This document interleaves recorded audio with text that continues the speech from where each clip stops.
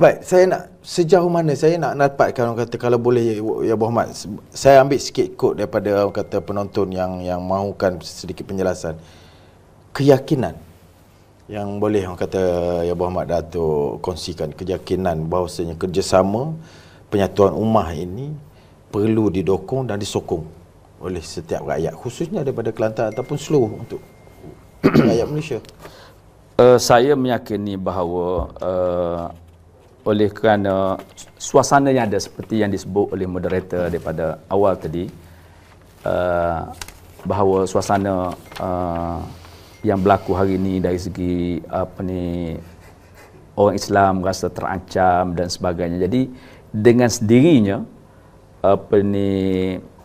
menjadi tuntutan rakyat dengan sendirinya menuntut supaya dua parti Melayu yang terbesar ini bersatu ataupun menjalinkan kerjasama dalam usaha untuk mempertahankan Islam, bangsa dan juga kedudukan negara. YB melihat saya melihat ada beberapa seolah-olah orang kata satu cetusan, ada setengah orang UMNO yang masih tidak menerima penyatuan ini, dan ada segelintir daripada orang PAS yang mungkin tidak menerima penyatuan ummah ini. Komen, adakah benar? Saya rasa ini biasa. Apa sahaja keputusan tidak akan dapat, maknanya seluruh semua terima. Ini adalah satu perbezaan pandangan dan sebagainya.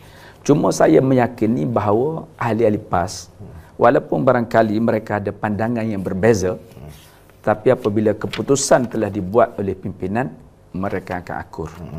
Dan sejarah membuktikan bahawa orang yang bersama dengan keputusan kepimpinan, itulah yang selamat kekal dalam PAS. Orang yang rasa lebih pandai daripada kepimpinan PAS, selalunya terpelanting keluar. Itulah PAS. Itulah PAS. Alhamdulillah. Baik Datuk, terima kasih banyak dengan penjelasan yang cukup. Saya sekurang-kurangnya saya menjawab banyak persoalan daripada penonton-penonton. Baik, kita terus kepada soalan. Ya, kita melihat secara umumnya berkaitan kekurangan kepincangan yang berlaku dalam pemerintahan ataupun kerajaan PH hari ini, berkaitan dengan seperti yang semua maklum, berkaitan dengan kos sara hidup, harga minyaknya masih di tahap yang kata tidak mengembirakan rakyat, harga barangan yang makin tidak terkawal, dan khususnya bantuan-bantuan yang sebelum pada ini dinikmati oleh orang kata nelayan, petani, dan kawasan yang Abu Ahmad sendiri pun ramai petani, nelayan dan sebagainya. Dan apakah YB melihat bahawa kerajaan orang kata PH ini akan tumbang daripada hasil kepincangan yang berlaku pada hari ini? Perkara-perkara yang disebut tadi adalah merupakan perkara asas kepada keperluan rakyat. Ya. Mana dari segi bantuan-bantuan terutamanya kepada mereka yang miskinlah, petani, penternak, nelayan dan sebagainya. Jadi sama ada kerajaan ini jatuh, tidak jatuh, kerana itu satu soalan yang lain lah. Tetapi sebagai sebuah kerajaan, terutamanya yang memberikan janji yang macam-macam sebelum pilihan raya. Zero toll, pelajaran percuma, PTPTN, dan macam-macam lagi. Harga minyak turun, hari ni kita menang, esok turun RM1.50 dan sebagainya, walaupun sekarang ni tak mengaku dah. Jadi semuanya itu adalah merupakan perkara-perkara yang sepatutnya kerajaan mesti mengambil berat dan memastikan apa yang dijanjikan dalam pilihan raya itu ditunaikan. Cuma bagi saya, isu menjatuhkan kerajaan ini lebih besar lagi daripada isu-isu yang disebutkan tadi. Kerana apa? Ini pun saya sebut dalam ucapan saya di muktamar baru-baru ini. Maknanya kalau rakyat hanya menekankan kepada pemansuhan tol, PTPTN dan sebagainya, kebendaan sahaja, tidak melihat kepada isu sebenar negara. Nah, dia akan terjadi sampai musim pilihan raya, kita sekali lagi digula-gulakan dengan cara mana batalkan tol, masukkan hapuskan hutang PTPTN dan sebagainya, lalu orang muda sekali lagi tertipu. Mana 5 tahun lagi mana rakyat ni akan tertipu kalau rakyat ni hanya meletakkan kepada kepentingan material itu saja. Tapi sepatutnya rakyat mesti melihat kepada isu sebenar. Maknanya panjangkan Wabi. Apa isu sebenarnya? Mana isu sebenar kegagalan sebuah kerajaan.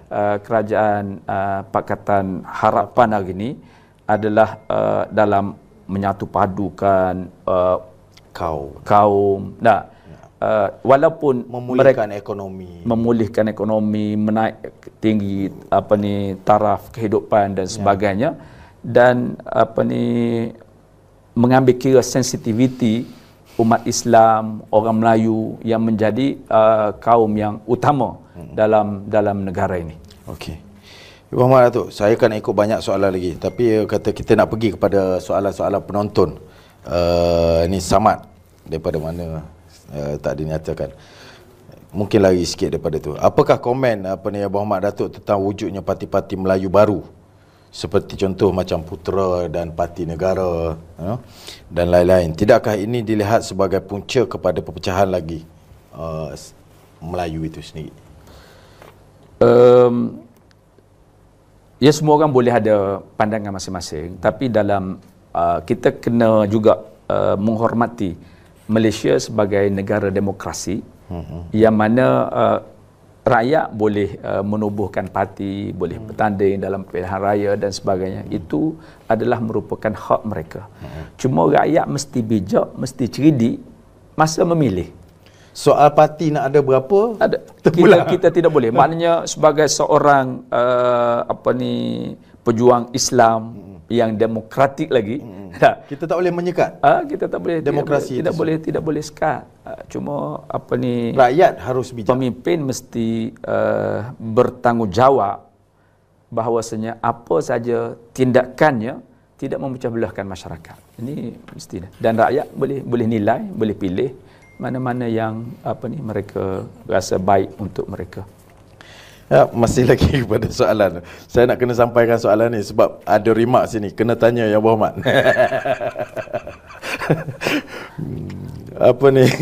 Ya Abang Ahmad Datuk, tolong komen tentang isu video yang dikatakan yang ni ayat saya ni, bukan ayat dia terus ni. Ya Abang Ahmad, tolong komen tentang isu video yang berkait yang dikatakan dengan seorang IRAS, seorang menteri. Saya kalau boleh saya pohon untuk saya tidak komen. Saya melihat pun tidak, membaca pun tidak, dan saya rasa ini satu suasana politik yang sangat tidak sihat. Ya. Sangat tidak sihat, dan dia boleh pesanan pesanan YB Datuk untuk berkaitan sedikit isu ni. Pesanan saya kepada kawan-kawan dalam politik, baik yang berpangkat tinggi maupun yang sama dengan saya ataupun yang lebih rendah. Marilah kita berpolitik dengan cara yang baik. Berikan tawaran terbaik kepada masyarakat dan jaga masyarakat dengan sebaiknya, dan janganlah memulakan ataupun mengadakan politik-politik kotor untuk berkuasa. Ya. Kerana apa yang dipertontonkan kepada masyarakat pada hari ini menjadikan anak-anak muda kita, terutamanya anak-anak yang kecil, yang mereka juga expose kepada media-media baru ni melalui telefon, melalui apa semua, untuk mereka melihat bagaimana percaturan, bagaimana kotornya politiknya dimainkan oleh tokoh-tokoh politik dalam negara hari ini, dan boleh merosakkan pemikiran mereka dengan keluarnya perkataan-perkataan yang baru dan sebagainya. Jadi kalaupun nak mengekalkan kerajaan, kekalah dalam suasana demokrasi dan bawalah perjuangan yang sebenar. Bawalah perjuangan yang sebenar. Okey, saya nak mohon, orang kata sebab saya sekapal dan sekampung untuk pada peringkat akhirnya, kita dah hampir 1 jam Muhammad Datuk. sedikit berkaitan dengan Parlimen Tumpat.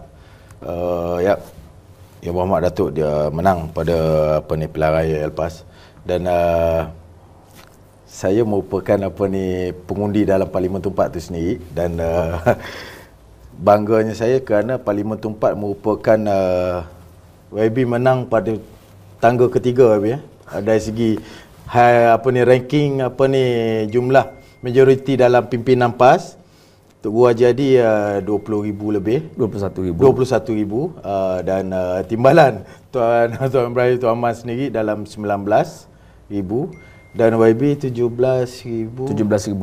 17,500. Tangga ketiga tertinggi. Tahniah. Dan apa yang mungkin kita... Satunya saya ucap terima kasih kepada pengundi-pengundi saya di Tumpat, termasuk moderator kita, walaupun dalam parti yang berbeza bertanding pada masa itu, saya cukup yakin beliau mengundi saya. Alhamdulillah. Saya cukup yakin beliau mengundi saya. Cuma tidak dipecahkan. Dan saya ucap terima kasih, dan saya akan melaksanakan tanggungjawab sebagai ahli parlimen yang terbaik untuk rakyat Tumpat, dan setakat ini mana saya mengambil segala peluang yang ada, baik dari segi mengemukakan soalan, kalau saya diberi peluang menyoal di parlimen, mengemukakan soalan tambahan kalaupun tidak soalan saya, mencelah pada musim-musim perbahasan, dan mengambil peluang perbahasan pada setiap kali yang saya ada peluang. Dan saya sebut segala perkara yang diperlukan oleh rakyat Tumpat, perkara-perkara yang besar. Tumpat ni negeri yang banjir, kawasan yang banjir. Banjir Tumpat ni selalunya kawan-kawan di parlimen mengetahui banjir di Parlimen Rantau Panjang. Mereka belum tahu banjir di Tumpat. Sebenarnya Tumpat lebih serius dari segi banjir daripada Rantau Panjang, kerana Tumpat ni berada di dua sungai. Rantau Panjang banjir Sungai Golok, Tumpat banjir Sungai Golok pun Tumpat banjir, Sungai Kelantan banjir pun Tumpat banjir. Jadi ni tumpuan banjir, mana ibu segala kebanjiran berlaku di kampung saya banjir. Di Tumpat. Kampung laut jadi macam laut lah di Tumpat. Lalu kita suarakan apakah mana yang ada usaha-usaha yang Berhormat angkat kepada kementerian. Kita bagi soalan, bahkan kita ambil inisiatif untuk berjumpa dengan menteri-menteri yang berkaitan untuk usaha bagi mengatasi masalah tersebut. Masalah kuala banjir dan sebagainya. Tadi masalah banjir, masalah kuala yang cetek menyebabkan nelayan-nelayan sukar untuk keluar ke laut dan sebagainya. Jadi ini adalah perkara-perkara yang kita bawa dalam parlimen. Isu ECRL, isu kereta api, perkhidmatan kereta api, sehingga ke hari ini, maknanya selepas daripada banjir 2014, 2014 saya telah beberapa kali bertanyakan menteri bila nak sambung perkhidmatan daripada Tumpat ke Kuala Lumpur, yang sehingga hari ini belum ada perkhidmatan itu. 5 tahun dalam soalan saya pada sidang yang lepas, menteri sendiri pun tak tahu yang kereta api belum bersambung daripada Tumpat ke Kuala Lumpur. Jadi saya sudah beritahu menteri, dan menteri pun sudah sebut kita akan ambil perhatian, kita akan ambil tindakan segera. Saya mengharapkan menteri betul-betul ambil tindakan segera. Perkhidmatan kereta api di Tumpat ni memang sejarah yang cukup panjang. Dan Tumpat ni adalah stesen terakhir kereta api, mana mesti kena ada Tumpat ke Kuala Lumpur. Jadi saya ambil peluang malam ni, menteri kena segerakan. Kalau boleh esok lusa. Baru ini telah pun dibuat satu ujian kereta api yang baru, saya tak ingat nama apa dah kereta api tu, uji diguna laluan tu. Kita harap dapat laluan sudah sempurna. Sudah sempurna. Kemudian isu-isu lain, jambatan yang menyeberangi Sungai Kelantan, supaya bagi mengelak kesesakan di Tumpat yang begitu teruk sekali. Ini merupakan perancangan yang jambatan Palembang. Jambatan Palembang. Mana-manalah jambatan yang Palembang itu satunya. Mana-mana jambatan yang menghubungkan Tumpat dengan Kota Baru ini untuk baik untuk orang kata didengar oleh anak Tumpat ni. Ya, sebagai jambatan kedua, itu pun saya suarakan, saya sebut, saya jumpa menteri dan sebagainya. supaya dilaksanakan lebuh raya Pantai Timur. Kita sebut mesti sampai ke Tumpak. Namanya lebuh raya Pantai Timur. Dah sampai Pahang dengan Terengganu. Lepas tu mesti masuk Kelantan, masuk ke Tumpak dan sebagainya. Berakhirnya ke Tumpak. Ke Tumpak untuk memberi manfaat kepada rakyat Kelantan, rakyat Tumpak. Kita berusaha untuk menuntut royalti bagi membangunkan negeri Kelantan, dan Tumpak berada dalam negeri Kelantan. Jadi semuanya itu kita telah sebut di Parlimen. Saya ambil segala peluang yang ada. Sama ada soalan, pencerahan, soalan tambahan, jumpa menteri, semuanya kita dah buat. Saya mengharapkan dia membuahkan hasil. Terima kasih YB di penghujungnya. Tapi itu penghujung dari segi penjelasannya. Saya minta sekali lagi saya bagi penghormatan kepada YB pada saat-saat akhir. Tak sampai seminit ni untuk YB tinggalkan pesanan kepada penonton-penonton, khususnya dari segi saya nak stress out dari segi yang kata penyatuan ummah, pesanan dan seterusnya, apa yang Berhormat Datuk boleh akhirkan dalam bicara kita pada malam ini.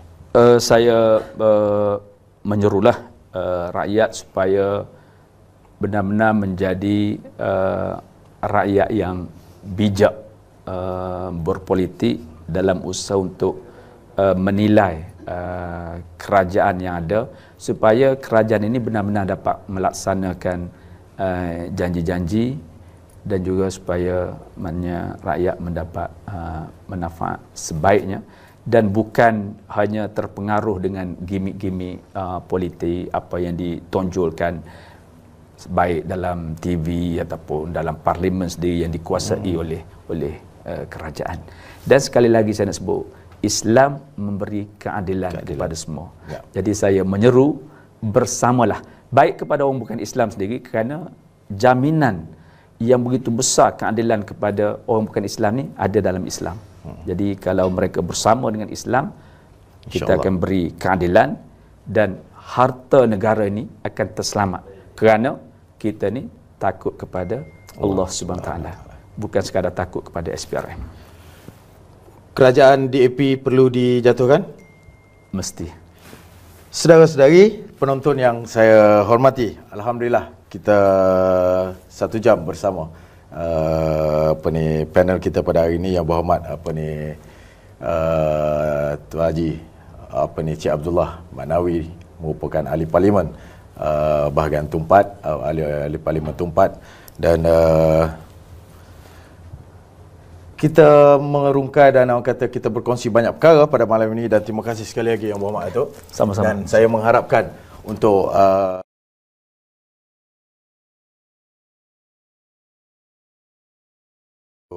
dan rakaman ataupun live pada yang berlangsung pada malam ini, dan sudah pasti pesanan-pesanan ini merupakan pesanan yang cukup penting, dan kita mengharapkan rakyat lebih rasional dan rakyat lebih terbuka untuk melihat dan menilai kerajaan mana yang harus kita angkat. Sudah pasti penyatuan ummah itu adalah satu perkara yang baik yang perlu kita dokong, khususnya untuk kita memertabatkan agama Islam dan bangsa Melayu. Wabillahi taufiq wal hidayah. Wassalamualaikum warahmatullahi taala wabarakatuh. Assalamualaikum warahmatullahi wabarakatuh.